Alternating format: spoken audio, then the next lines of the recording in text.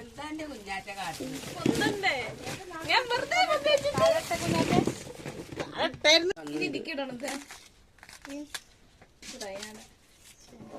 കുഞ്ഞാറ്റണ്ട്